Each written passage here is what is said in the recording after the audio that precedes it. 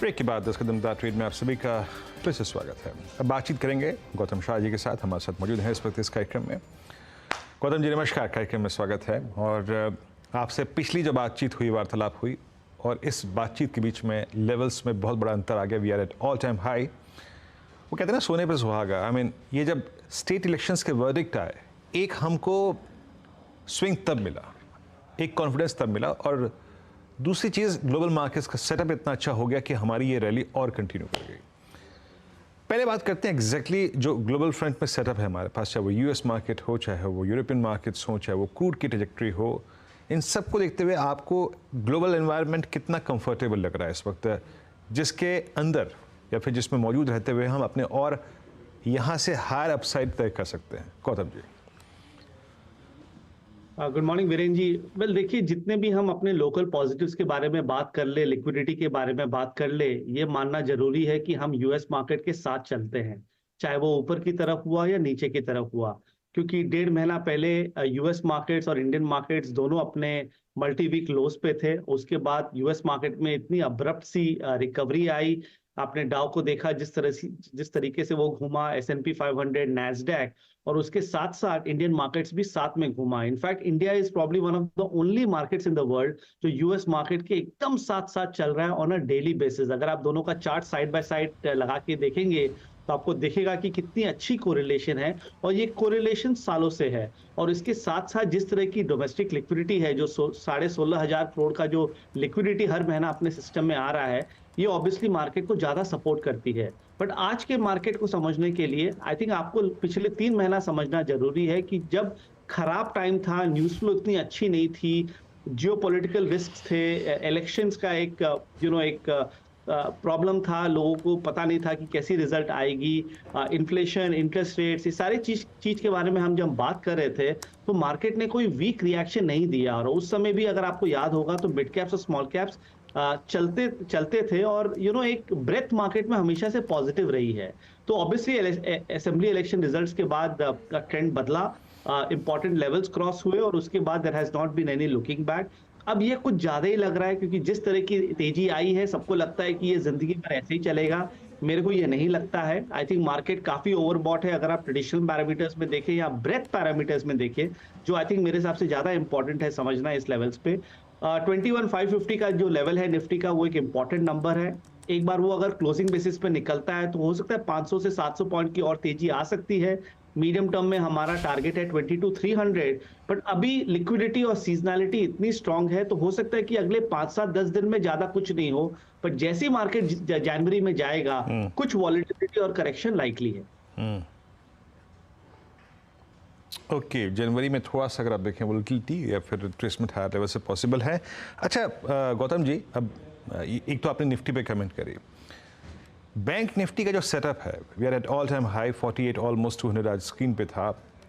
एक तो Nifty bank पर आपका व्यू, यहाँ से कितना अपसाइड पॉसिबल है, या अगर मैं निफ्टी या मतलब निफ्टी बैंक को अगर ट्रेड नहीं करता हूँ, अभी तक कोटक, अभी तक HDFC बैंक ये पार्टिसिपेट नहीं कर पाए हैं या फिर नहीं किया है अभी आपने? अगर आपको बैंक निफ्टी में फर्दर अपसाइड दिखाई दे रहा है तो वो कहाँ से आएगा, उसको स्पॉन्सर कौन करेगा आपके मुताबिक? देखिए, ये पूरे निफ्टी के रैली के 2 फेजेस रहे हैं। एक वो फेज था जब हम 18,900 से 19,850 तक चले, और दूसरा फेज है जो 19,850 से 21,500 का फेज था। और जो दूसरी फेज है उसमें बैंक निफ्टी ने पार्टिसिपेट किया। तो जब बैंक निफ्टी और आईटी सेक्टर एक साथ चलता है, एक साथ पार्टिसिपेट करता है, वो मार्केट को एक अलग लेवल पे ले जाता है, और वही हुआ है पिछले 3 हफ्तों में। और क्योंकि बैंक निफ्टी 3 महीने के अंडर परफॉर्मेंस से निकला है, तो मुझे लग रहा है कि यहाँ से और तेजी बनेगी। और बैंक निफ्टी के चार्ट को देख के मुझे लगता है कि बाजार अभी संभल के ही रहेगा एटलीस्ट 5 से 10 दिन तक, क्योंकि हमारा वर्किंग टारगेट 49,100 है। पहले हम 48,000 से काम कर रहे थे, वो लेवल आ गया है, बट यहाँ पर भी कोई टॉपिंग आउट इंडिकेशंस नहीं है। और अगर आप इंडिविजुअल स्टॉक्स में देखें तो जैसे आपने कहा, HDFC बैंक की चार्ट काफी अच्छी हो गई है, वो हो सकता है कि वापस लाइफ टाइम हाई पे चले जाए। बट हमारा यहाँ पर कन्विक्शन SBI में है। हमने रिकमेंडेशन भी दिया था 10-12 दिन पहले, और मुझे लग रहा है कि यहाँ से SBI पूरे बैंक निफ्टी को लीड कर सकता है। छोटे पीएसयू बैंक्स तो ऑलरेडी चल चुके हैं। अब लग रहा है कि जमाना आ गया है कि एसबीआई यहां से चलेगा और रिस्क रिवॉर्ड काफी अच्छी है। सो बैंक निफ्टी और आईटी, दो major sectors of the market, वो दोनों अभी भी अच्छे लगते हैं और रिस्क रिवॉर्ड के हिसाब से यहां पर खरीदारी कर सकते हैं। ओके अच्छा गौतम जी, आपने आईटी पर टिप्पणी करी थी तो मेरा अगला प्रश्न यहीं पे केंद्रित था। अभी कुछ दिनों पहले हमारे साथ एक मेहमान मौजूद थे, वो भी टेक्निकल पर्सपेक्टिव से काफ़ी बड़े एडवांटेज की पोजीशन में बता रहे थे। बैंक ये निफ्टी में, ये निफ्टी आईटी में, आईटी स्टॉक्स में अधिकतर जो फंड मैनेजर्स इस कार्यक्रम में अपीयर हो रहे थे, लगभग बहुतायत थी उनकी, मतलब 80% वो अवॉइड कर रहे थे। और अभी इस बड़े स्विंग के पीछे मेरे ख्याल से काफ़ी हद तक शॉर्ट कवरिंग भी एक बड़ा कारण था। अभी तक लोग इसमें डिनायल मोड में रहे हैं।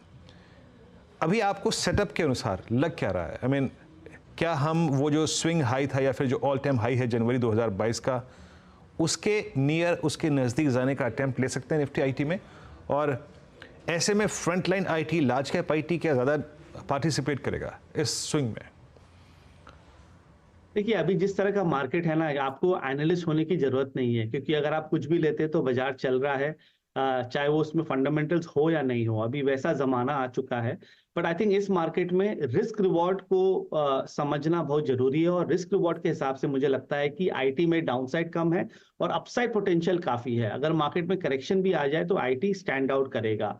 आई थिंक एक तो शॉर्ट कवरिंग अच्छी खासी हुई है, वो तो है ही, और सेकेंडली जो फेड का जो स्टांस है इंटरेस्ट रेट्स पे, आई थिंक उसके कारण आपने देखा होगा कि आईटी स्टॉक्स में इतनी अच्छी मूवमेंट आई है। मिड कैप आईटी तो चलते ही जा रहा है, वो तो पिछले 15 महीनों से चल रहा है। आप परसिस्टेंट को देख लीजिए, कोफोर्ज, एलटीटीएस, मैस्टेक, ये सारे स्टॉक्स तो अच्छे चल रहे हैं और इसमें भी तेजी बनी रहेगी। जो लार्ज कैप स्टॉक्स है वहां पर मुझे अच्छी टर्न अराउंड लगती है। हमारा हमेशा से वर्किंग टारगेट टीसीएस का 4000 का है, उसके आसपास है, और मुझे लग रहा है यहां से भी 500 से 700 रुपए की मूवमेंट टीसीएस में आ सकती है। HCL Tech large cap IT में आउट परफॉर्म किया, वहां पर भी अच्छी तेजी लगती है। टेक महिंद्रा, विप्रो, सारे के अच्छे बेसिस बन चुके हैं। तो इस मार्केट में जहां रिस्क रिवॉर्ड इतनी बड़ी प्रॉब्लम है कई स्टॉक्स और कई सेक्टर्स में, मुझे लग रहा है कि आईटी और फार्मा सेफ है। तो अगर बाजार में करेक्शन आता भी है तो ये स्टॉक्स और ये सेक्टर्स आपके पोर्टफोलियो को सेफ रखेंगे।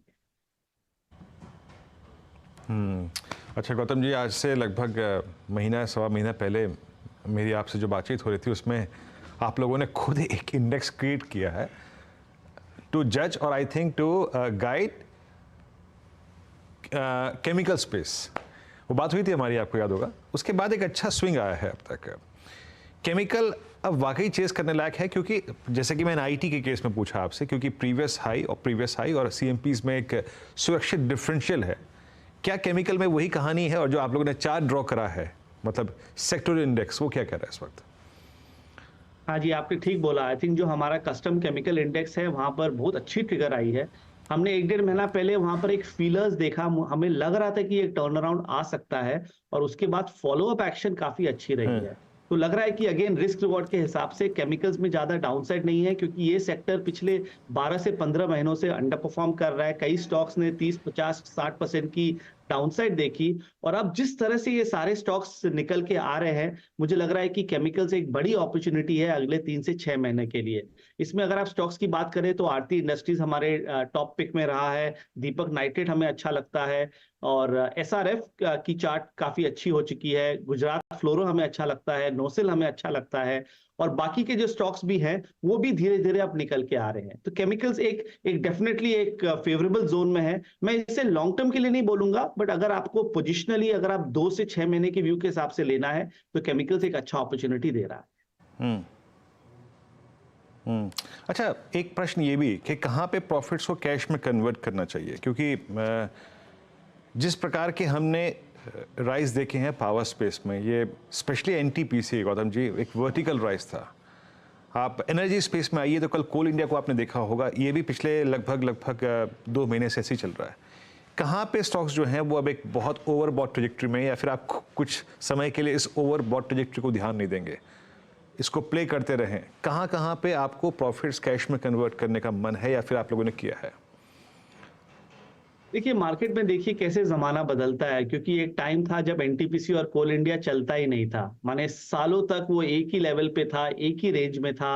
लोग थक गए थे कि इसमें इतनी अच्छी वैल्यू है, इतनी अच्छी डिविडेंड यील्ड है, इतनी अच्छी अर्निंग्स है, और उसके बावजूद वो चलता नहीं था। बट अभी जो ट्रिगर आई 6 महीना पहले, आई थिंक मेरे हिसाब से वो मल्टी ईयर ब्रेकआउट थी, और जब मल्टी ईयर ब्रेकआउट होती है तो उसका जो इम्पैक्ट है वो काफी महीने, काफी क्वार्टर्स और काफी साल तक रहता है। आपको याद होगा 1-1.5 साल पहले हम आपको ये सेम चीज रियल एस्टेट में बताते थे, जहां मैंने कहा था कि 10 साल की ब्रेकआउट आई है। 2008 के बाद 2021 में वहां पर ब्रेकआउट हुआ था, उसके बाद there is no looking back. अभी भी रियल एस्टेट सेक्टर इतना स्ट्रांग है। तो पीएसयू में जो स्टॉक्स पिछले 10 साल में नहीं चले हैं वहां पर और तेजी बनेगी। एनटीपीसी, कोल इंडिया, पावर ग्रिड अभी भी एक्सपेंसिव स्टॉक्स नहीं है, अभी भी चीप है। स्मार्ट मनी अब उसमें घुसने की कोशिश कर रहा है, तो इसमें तो आई थिंक ट्रेंड जारी रहेगी, इसमें बने रहने चाहिए। आपने जो अर्लियर क्वेश्चन पूछा कहाँ प्रॉफिट बुकिंग करनी चाहिए, मेरा मानना है कि ऑटोज में थोड़ा प्रॉफिट बुकिंग कीजिए, काफी कुछ चल गया, चार्ट्स थोड़े से वीक हो रहे हैं। सेलेक्टिव मिड कैप्स और स्मॉल कैप्स में प्रॉफिट बुकिंग कीजिए, सेलेक्टिव रियल एस्टेट में प्रॉफिट बुकिंग कीजिए, और वही रुपया आप आईटी, फार्मा, मेटल्स, बैंक्स जैसे सेक्टर्स में जाइए, सीमेंट, पावर, ये सब सेक्टर्स में जाइए जहां पर अभी भी अपसाइड पोटेंशियल है। ओके, ये पॉइंट टेकन गौतम जी। अच्छा, अब एक दो स्टॉक स्पेसिफिक बात करना चाहूँगा मैं आपसे, जिसको लेकर मैं आपका अनुमान, आपकी रिसर्च क्या कहती है वो भी सुनना चाहता हूँ। कुछ ऐसी कंपनियां हैं जो इस बाज़ार में एक ऑलमोस्ट मोनोपोली वाली स्थिति में है, ठीक है। और फॉर इंस्टेंस पीवीआर, अब आप देखिए इंडिगो को आज, हालांकि और भी भारत में एयरलाइंस हैं, लेकिन लिस्टिंग के लिहाज से या फिर प्रॉफिट जनरेट करने के लिहाज से मेरे ख्याल से ये एक ऑलमोस्ट अकेली ही कंपनी है। गौतम जी, ये ऑल टाइम हाई पर है, अच्छा पैसा बना है। किसी ने अगर कोविड डिप में लिया था तो वो अच्छा पैसा बना के बैठा है। अभी ये स्टॉक्स दोनों पीवीआर और इंडिगो आपको क्या कह रहे हैं, कैसे अप्रोच कर रहे हैं आप इन दोनों स्टॉक्स को? देखिए, मार्च 2020 से हमारा फेवरेट सेक्टर रहा है मार्केट में अनलॉक ट्रेड, और इस पूरे अनलॉक ट्रेड में इंडियन होटल्स में, तो जिस चैनल पे भी मैं पिछले 2-2.5 साल में गया हूं, मैंने कहा है कि ये एक ऐसी ब्रांड है, ऐसा स्टॉक है जो चलते ही रहेगा, एक स्ट्रक्चरल अप ट्रेंड में है। और इसी पीरियड में कई स्टॉक्स थे जो चले ही नहीं, जैसे इंडिगो जिसका इतना बड़ा मार्केट शेयर है, एक मोनोपोली सिचुएशन है जैसे आपने कहा। इसमें आई थिंक अब वैल्यू अनलॉकिंग हो रहा है, अब सारे जो नेगेटिव्स है वो ऑलरेडी प्राइस में है, और मुझे लग रहा है कि इंडिगो यहाँ से 1000 से 1500 रुपया बढ़ सकता है। डाउनसाइड एकदम भी नहीं है, तो इंडिगो को डेफिनेटली रहना चाहिए जिस तरह की उसकी फंडामेंटल्स है और जिस तरह की उसके टेक्निकल्स है, तो वहां तो नो ब्रेनर बाय है। और सेकेंडली जो आपने पीवीआर के बारे में बात किया, वो तो देखिए अभी रिसेंटली जो मूवी रिलीज हुई एनिमल, और उसके जिस तरह के फिगर्स थे, उसके कारण आई थिंक थोड़ा सा हम जो सुन रहे हैं ये स्टॉक में अपटिक है। बट फिर भी ये सीजनल बिजनेस है, पीवीआर अच्छा लगता है, बट होटल स्टॉक्स और एंटरटेनमेंट स्टॉक्स जो दूसरे कंपनीज है उसमें ज्यादा पोजीशन लॉन्ग टर्म के हिसाब से बनाना चाहिए। पीवीआर शॉर्ट टर्म ट्रेड के लिए अच्छा लगता है, but not really for long term. Gautam ji, आपने एनिमल देखी थी क्या, ये सैम बहादुर कोई देखी आपने? वेल, मैंने तो दोनों देखी, बट मुझे सैम बहादुर काफी अच्छा लगा। यस। अच्छा, डुंकी देखने का कोई प्लान? एकदम एकदम, फ्राइडे ही होगा वो तो। हाँ, मैं इसलिए देखने का योजना बना रहा हूँ क्योंकि राजकुमार हिरानी साहब की पिक्चर है ये, और मनोरंजन को और हास्य को जितना लॉजिकली और जितना शानदार तरीके से वो प्रस्तुत करते हैं, वाकई उसको देखने का मन है, तो ये मूवी जरूर देखेंगे। खैर, ये पीवीआर पे बात हो रही थी तो ये बात निकल के ऐसे ही आ गई। एक दो स्टॉक्स और मैं गौतम जी आपसे पूछूंगा जहां पे बेस से स्टॉक बाहर निकल के आ रहे हैं। फॉर इंस्टेंस जुबिलेंट फूड्स, और इसी स्पेस का आई थिंक एक जोमेटो आपने देखा होगा, एक सीरियस जर्नी तय करी इसने। 44 रुपये से आज 131 रुपये, और मेरे ख्याल से पोस्ट लिस्टिंग जो जोमेटो का हाई था, इट वाज आई थिंक 162 या 168। इन दोनों स्टॉक्स पर आपका व्यू क्या है इस वक्त, या फिर इसी सेगमेंट कोई स्टॉक अच्छा लग रहा है आपको? तो आज ऐसे लग रहा है कि आपके स्टॉक्स और मेरे स्टॉक्स काफी सिमिलर हो रहे हैं, क्योंकि मुझे दोनों अच्छा लगता है। जोमेटो तो हम 50-55 से ट्रैक कर रहे हैं, हमारा एक हाई कन्विक्शन आइडिया रहा है, क्योंकि मेरा ये हमेशा से मानना है कि अब हमारा जो देश है वो जोमेटो के बिना I think in a way operate कर नहीं सकता है। तो जब वो 50-55 के लेवल्स पे था तो मुझे लगता था कि इसमें बहुत बड़ी तेजी है, और अभी भी अगर किसी का 2 से 5 साल का व्यू है तो जोमेटो हर डिप पे लेना चाहिए। यहाँ से 200 से 250, यहाँ से भी 2x हो सकता है, बट ये समझ के चलना पड़ेगा कि काफी चल चुका है, तो हर डिप पे लीजिए। और और दूसरी स्टॉक जो आपने कहा Jubilant food works, again that is a house hold name. और काफी ऐसे स्टॉक्स हैं जो पिछले 15 महीने या 18 महीने से नहीं चले, पर जैसे आपने ठीक कहा वो बेस से निकल रहे हैं। तो जुबिलेंट फूड वर्क्स भी इस लेवल्स पे खरीदारी करनी चाहिए, डाउनसाइड एकदम नहीं है। और अगर बाजार गिरता भी है तो इसमें आपको स्टेबिलिटी मिलेगी। एक और इसी सेक्टर्स में एक और स्टॉक है जो हमें अच्छा लगता है, जो हमने एक हफ्ता पहले रेकमेंड किया था, वो है आईआरसीटीसी।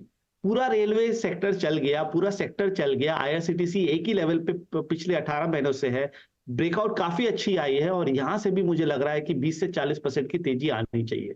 तो हमारा गोल्डीलॉक्स में अभी पूरा वही फोकस है कि उन स्टॉक्स में काम करें जो ज्यादा चले नहीं है, जिसके फंडामेंटल्स अच्छे हैं और जिसमें इंस्टीट्यूशनल एक्शन अच्छी है। अगर आप इसको ध्यान में रखेंगे तो बाजार में अगर वॉलेटिलिटी भी आती है तो आपका पोर्टफोलियो ठीक रहेगा। चलिए गौतम जी, बहुत बहुत शुक्रिया, आप इस चर्चा में शामिल हुए।